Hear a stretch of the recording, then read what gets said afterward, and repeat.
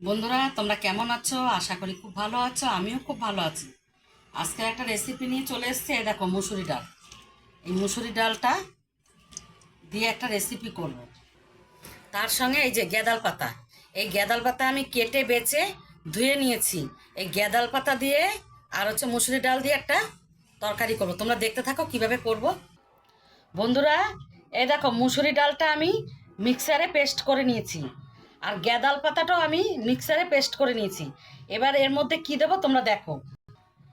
এর মধ্যে কাঁচা লঙ্কা আর রসুন কুচি দিয়ে দেবো, আর 1 চামচ নুন দিয়ে দেবো, আর একটু হলুদ দিয়ে দেবো, আর উপর থেকে একটু ময়দা দিয়ে দেবো। দিয়ে ভালো করে মাখবো। আমার মাখানো হয়ে গেছে। এবার আমি ভেজে নেব। কড়াতে আমি সাদা তেল দিয়ে দিয়েছি। এবার আমি বড়াগুলো দিয়ে দেবো। আমার বড়াগুলো সব হয়ে গেছে। এবার আমি একে একে করে তুলে নেব। আমি কড়ার মধ্যে আর একটু তেল দিয়ে দিয়েছি। এবার আমি এই কালো জিরাটা দিয়ে দেবো।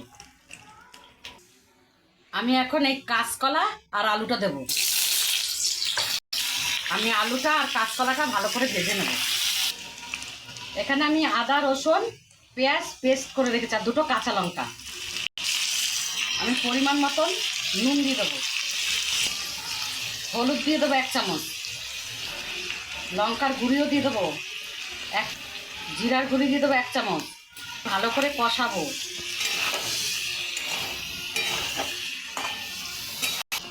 আমার ভালো করে কষানো হয়ে গেছে।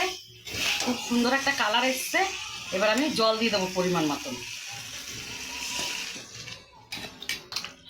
এবার চাপা ঢাকা দিয়ে দেবো। আমার ঝোলটা ফুটে গেছে। এবার আমি এই বড়াগুলো দিয়ে দেবো। বন্ধুরা দেখো, আমার তরকারিটা হয়ে গেছে কাঁচকলা আলু দিয়ে। তোমরা যদি ইউটিউব থেকে দেখো তাহলে সাবস্ক্রাইব করে দিও, আর ফেসবুক থেকে দেখলে পেজটাকে ফলো করে দেবে।